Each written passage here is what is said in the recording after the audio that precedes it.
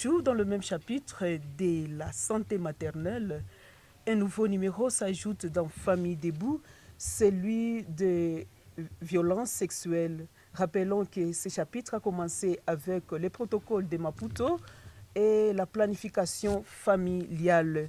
Aujourd'hui, Famille debout vous apporte une nouvelle thématique intitulée Les violences domestiques face au protocole de Maputo sur l'avortement. Cette thématique vous sera débattue par Dr Moïse Biamungu, médecin au centre hospitalier Maman Olive Lembe, maître Shadrach Amani Luamba, défenseur judiciaire au tribunal des grandes instances d'Ouvira, Cheikh Ramazani Kibonge, serviteur à la communauté musulmane, Madame Zigire Yvette, pasteur à l'église La Gloire, et Madame Medite Bahati et les femmes ménagères. Bienvenue dans cette thématique. Rappelons que l'émission est bilingue. Bwana Dr. Moise, tulikuwa tukizungumzia juma iliyopita mumada ambayo inasema la planification familiale, le protocole de Maputo sur l'avortement. Basi turudie kwa Maître Amani, unaweza kutu expliquer les violences domestiques ni nini kusudi tuendelee katika mada yetu. Violence domestique, c'est y compris on a eu ma vibration, c'est déjà aussi une violence domestique. Unajua kuna banaume batesi hapa kudunia na banamke wengine na huko banamke batesi pia. Ndio, il faut pas penser que tusiseme kama violence domestique ni ya baba kumama. Hapana. Plupart des cas yenye tuliona selon statistique wanaume ambao wako kabisa trop tena watesi kwa kiango kunyumba. Bibi hana parole, bibi hawezi pana point de vue yake, bwana akisema ni amen. Unakutana matumizi ya mali ya jamaa, bwana ndio anadecide, bibi hana kauli. Bwana hawezi kuitika bibi a propose na hata kutoka au kwenda kumsalimia mambo ya familia na kadhalika. Unakutana bwana mwingine kwa aggressive mbele ya watoto, yuko anatukana bibi yake, ona kaweye mtoto wa alors unakutana bwana hali anatia mobibi, hata yuko anakula ngombe kila siku, mais hawezi kunenepa. Unakutana, on ne peut pas en parler, même mambo moi je suis un praticien du droit, mambo ya kitanda, il y a des hommes qui sont devenus des hommes coqs. Hana tendresse yote kwa bibi, kukuya tu ni kupanda na maliza, je m'en fous na vile vyako la suite. Ça sont des violences à domicile. Même façon ya bibi na bwana kutembea kunjia, ça te donne déjà l'image si c'est un couple debout ou c'est un couple déjà on a bwana iko 10 km na telefone yake, il ne se soucie même pas de sa femme. On a bibi vile naye pia. Donc wakati yote kuna kosa mapendo, kuna kosa ile ukaribiana, ile tendresse mu couple, ni violence domestique. Kuna kwa pia unyanyasi mwingine, bibi anatumika analeta mshahara kwa neema ya Mungu, bibi ndio kukazi, akileta mshahara bwana anajiapproprier hiyo, la femme n'a pas de décision sur son salaire. Et pourtant ameitumikia na anazapenda akuwe na kitu fulani kupitia ule mshahara, anazapenda akuwe na droit à disposition pour avoir réserve. C'est-à-dire que leo ma violence domestique iko mingi katika mandoa, na hasa sisi wa Afrika tulikomala tunaona kama bwana ndio pouvoir, bwana ndio moteur. Mais kwa leo kuna kuwa ile article 14 yenye ya article 12 ya constitution inapatia wa mama nao chance ya kuwa na dimension moja ya kuweza kujiconsidere mutuellement kama watu wote ni sawa. Ujisia mwanamke ana haki ya kusema upana point de vue yake, anaweza katala kitu fulani yenye hairevenir mu conviction zake, na ile yote ni sherti iweze pia kuwa tenir en compte dans le ménage. Et à toute le fois qu'il n'y a pas concertation dans les ménages, c'est déjà un bon signe, il y a violence à domicile. Asante bwana maître, sijue kama bwana Moïse anaweza kutueleza aussi les violences domestiques face au protocole de Maputo sur l'avortement. Inaweza kuwa nini? Oui, en fait tusi mimi nasikia sasa tunasema violence domestique mais en principe tukisema violence domestique tunakuwa plus large. Ningelipenda turudi mu violence conjugale parce qu'au moins il a concerné couple entre bibi na bwana. Tunatia peut-être les enfants quelque part en évidence à côté, bien qu'ils sont aussi concernés. En fait, en ce qui concerne la violence conjugale face à la thématique et avortement, nous, on a le contexte où le concept ya kusema la masculinité est négative. Et c'est ça, en principe, le problème. Yote yenye unasikia maître na évoqué hapa, ma masculinité négative, ma masculinité toxique. Mais c'est ce qu'on dit souvent par les encouragements, malheureusement, des coutumes, des barrières de religion, tu vois. Par exemple, kanisa itakwambia kama baba ndio kichwa ya nyumba, gisi Yesu ndio kichwa ya kanisa. Nikipenda she vraiment ça c'est une barrière très sérieuse et yenye natuma à un moment donné les droits de la femme est enfreint, violé vraiment. Et malheureusement kuna kwa ile ambivalence entre kanisa, coutume. Chef coutumier mbele mwanamke alikuwa anakula nyama ya ikabo robonzi, ya nyama ya kuku. Ni mabitu mwa yenye ilikuwaka iko restrictive. Donc il y a des masculinités toxiques. Na kuna kwa batu au sein de la communauté benye bana constituer barrière sur le plan protocole de Maputo. Kuko mtu mwenye hayu hata sheria gisi maître alisema. Sheria iko hawaya vulgariser na wewe peke haujua hata uko pale juu ya kupinga. Na ndio maana nilikuwa nabambia mbele ya kupinga sheria il faut naona kuna jimesurer devant la situation. Kama mwanamke mwataweza kuja hapa anasema anakia tafuta planification familiale. Oh hapana, wewe hapana, uposhe fanya vile. Bwana wako yuko wapi? Mais est-ce que unawapi yule mwanamke anaishi mfoyer yake? Haubiyu. Sama ngikiapa anakuambia magumu yake utamsikilia huruma sana, même si bwana yake haiko unamtunza parce qu'en principe kusitomtunza ni violer droit yake. Mwanamke indépendamment de la volonté de son mari a droit de décider sur son propre corps, a droit de donner son propre consentement. Inversement, wana haizi imposer bibi tosha mimba au tia maraba méthode contraceptive. Kama mama apendi, mama tazala. Hauko obligé juu wanawake tuanze muimposer. Non, tushazala watoto ine ipaso tie kadena ufunge buzazi. Tunakamata musanse ingine parce que kuba nome nao wanapendaka ba forcer ba bibi yabo. Bapange buzazi nabo benyewe abayapenda. C'est aussi une forme de violence du droit de la femme parce que la femme a droit de décider sur son propre corps. Et ces masculinités négatives et toxiques tuko tunapenda sana mu niveau ya vulgarisation ya sheria, tuko tunahusisha batu ya dini parce que je vous dis sincèrement c'est parmi les blocages et tout qu'on a. Mais en réalité navo ni batu tusashie bana vivre zile zambi, bana vivre ile udhaifu. Na gisi tulisema mbele ya maana ni kupata mafoyer ziko stable. Baba na mama wanasikilizana, batoto wenye biko éduqués. Les enfants éduqués qui savent les limites, wanajua sheria, wanajua haki, wanajua kinga mwili, wanajua comporter bien dans la société. Certaines lois ne s'appliquent pas. Je pense que maître Atta nous contredire. On ne peut pas appliquer la loi à un innocent. Non, on la quitte. Donc kwenye hakuna upotevu, kwenye hakuna zambi, hakuna jenama. Haiko vile mama pasteur. C'est un peu ça. Donc pour moi, j'estime que tu n'as pas le choix kusaidia jamii, la société, tout est stable, mais plus pour renforcer vulgarisation ya sheria kwa wana dini baijue parce que wataweza saidia pia nchi kuendelea. Wakati mtu anasema kutosha mimba ni zambi, kesho yake fio yake anabeba mimba yenyewe anamleta parce que yeye hatatika aibu yake ionekana anamleta, na ule fidèle anamwambia ni zambi. Unaona quelque part kuna kwa hypocrisie. Ile sheria ingiingia makanisa watu wanavijua, wanaviongelea, wanavijua. Itaweza kuwa ya mzuri sana. Asante mganga. Basi swali kwa mama, tunasikia wanatakia makanisa, tunajielekeza kwa mama Nzigire kulingana na hizi maviolence ziko zinatendeka katika jamaa na kulingana na hii sheria ya protokoli ya Maputo ambayo inaruhusu mwanamke kutosha mimba condition fulani. Siko tunasema inaruhusu mwanamke kutosha mimba na unanyamanzia pale parce que itakuwa sagisi unafungula boulevard mlango ya vyote kuramasia vyote na njoo yenyewe unatuma sheria kusikilika kwa watu. Tuseme hivi, bwana anakuja mnyumba na anahitaji atembee na bibi yake. Bibi anajikutana anatoka zala. Mtoto angali wa miezi kidogo na anaweza kuconcevoir haraka mapema. Sasa huyu mama anajikatalia. Mimi nawaza pale isha kwa deja violence. Wakati baba anataka kuimpose bibi yake bafanye kitendo kia ndoa wakati anajisikia haiko tayari. Naweza ni violence bwana daktari ama maître anaweza kutueleza. Violence. Okay. Wakati nakuwa wanaita VPI. Donc violence commis par un partenaire intime. Okay. Mama foyer, unakia tu hiyo anakuwa tu nisombe mkino kila siku, unamrukia unafanya kitu unataka.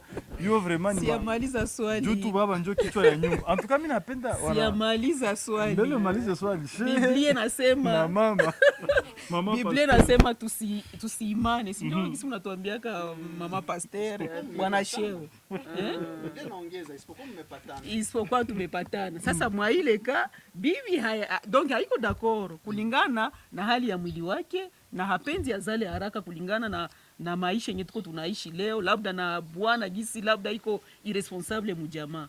Mama anajikatalia. Unaweza kuwashauria namna gani? Asante sana kwa kauli, ila ndarudia kwanza nyuma kidogo kufatana na intervention ya maître atana ya docteur. Mimi narudia nyuma kidogo juu nilete mwangaza juu sana nilipana jibu kusema kama kupanga uzazi haiko mubaya, haikukuwa musansi ya avortement. Haiko musansi ya avortement njo nilijibia yako. Nikasema kama kuplanifie ni accord.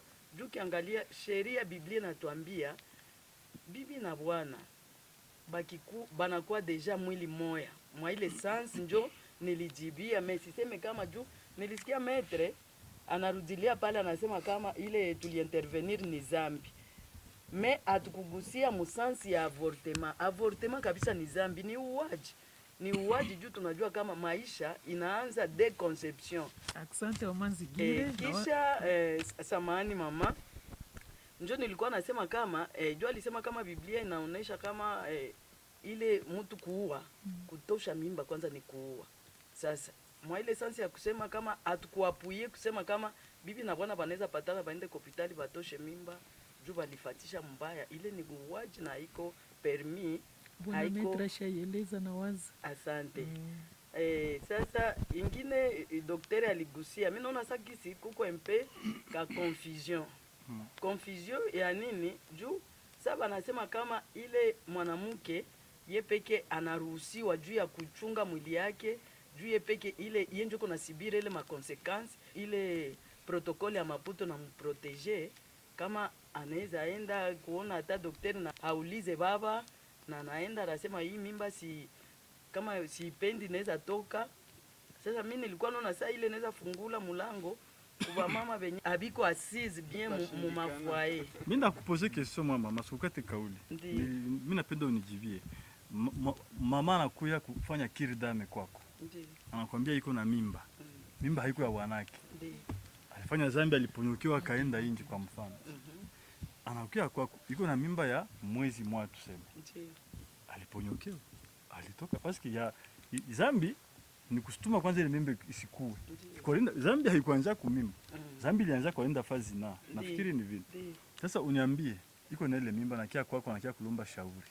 Anakwambia najua kama sheria iko, sheria na ruhusu dans certaines conditions exactes kwenda kupata matunzo kwa hospitali. Anakwambia umpe shauri, anasema mama, mimi mimba haiko ya wanangu. Mimi niko mfwaye. Sasa nifanye nini?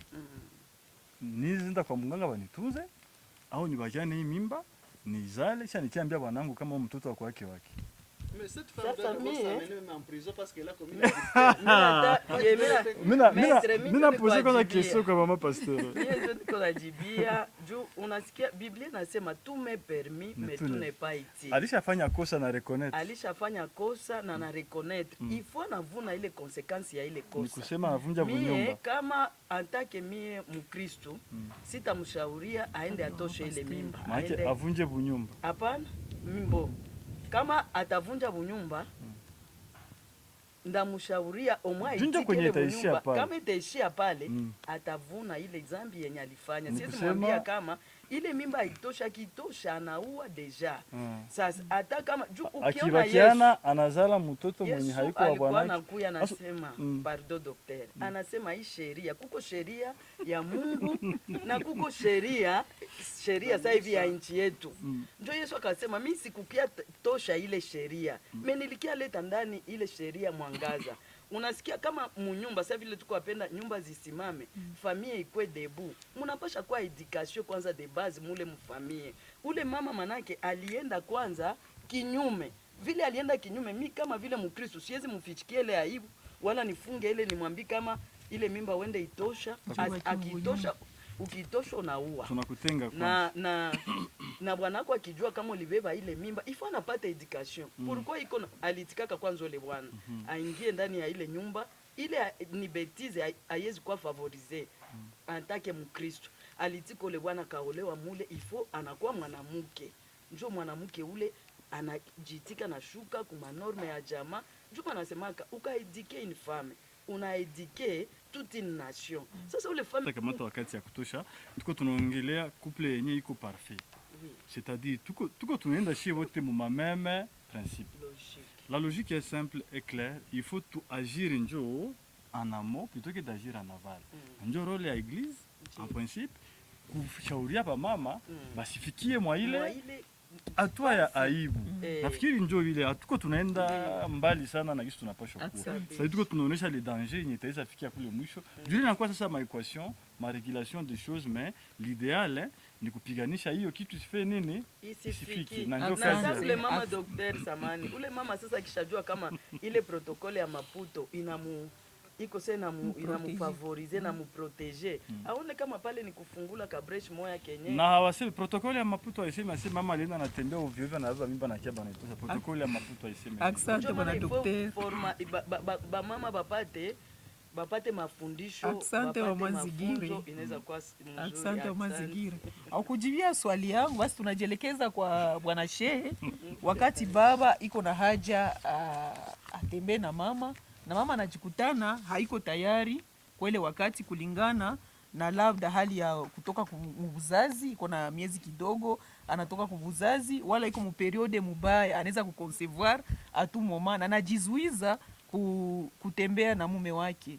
Eske nina makosa wala mama kikutaniwa jua naitika ile neno yenye tuko tunafundishiwa makanisa, mtu anapasha kutii mume wake, mtu anapasha kutii maandiko, musiimane, ijapokuwa huyu mama iko muhatari ya kuconcevoir mapema, ijapokuwa haikuwa intention yake.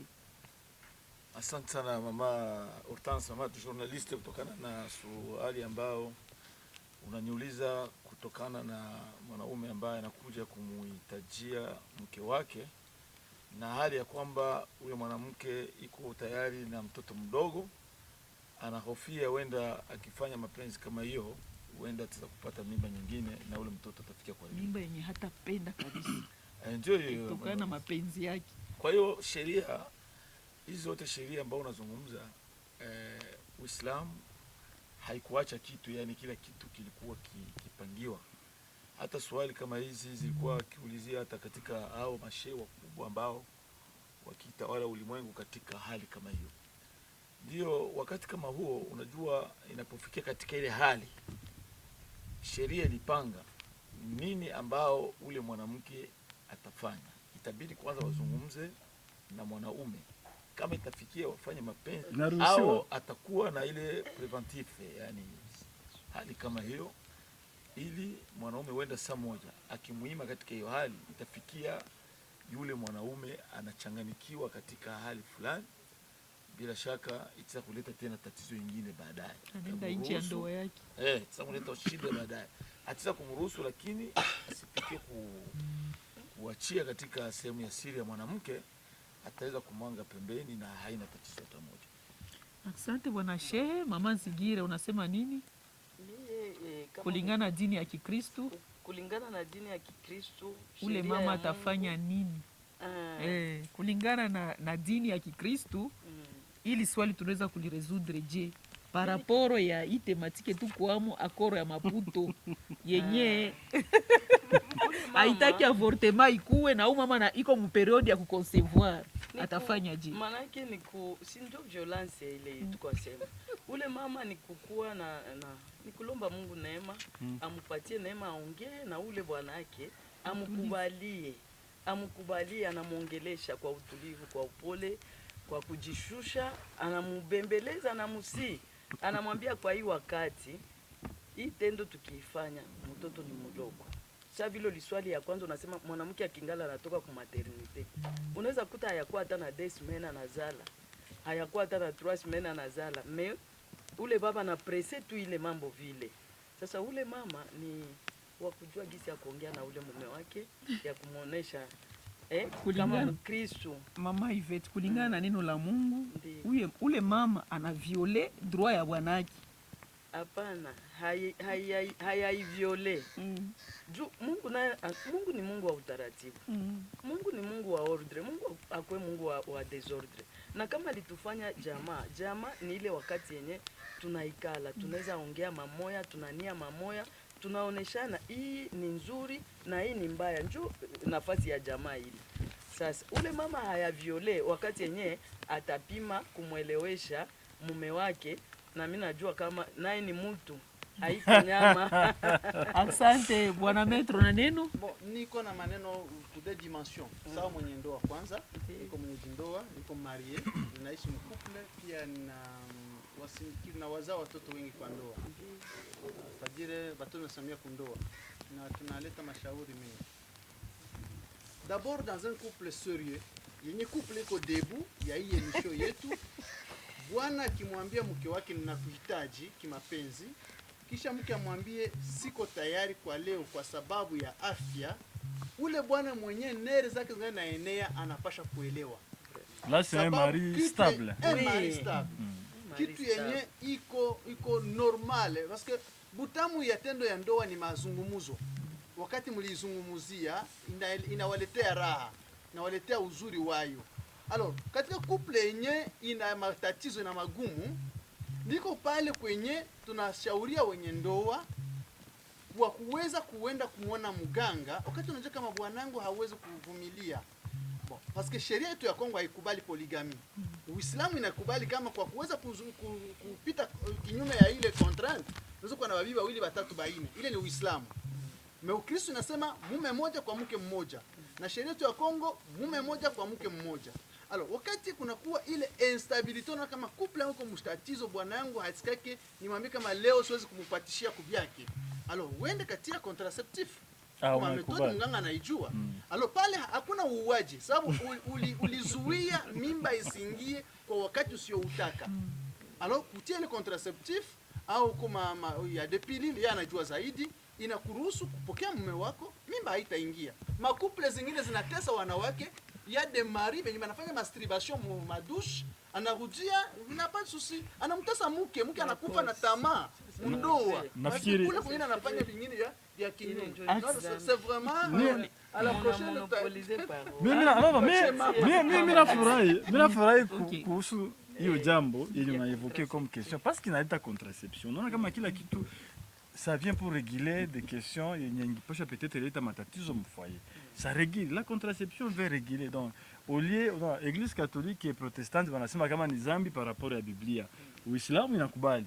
Alors si tunakia avec les libres méthodes tunasema on tranche par deux, on met les contraceptifs pour que mama asizuie mume wake na pia mke naye asipate matatizo ya na bwana siende nje.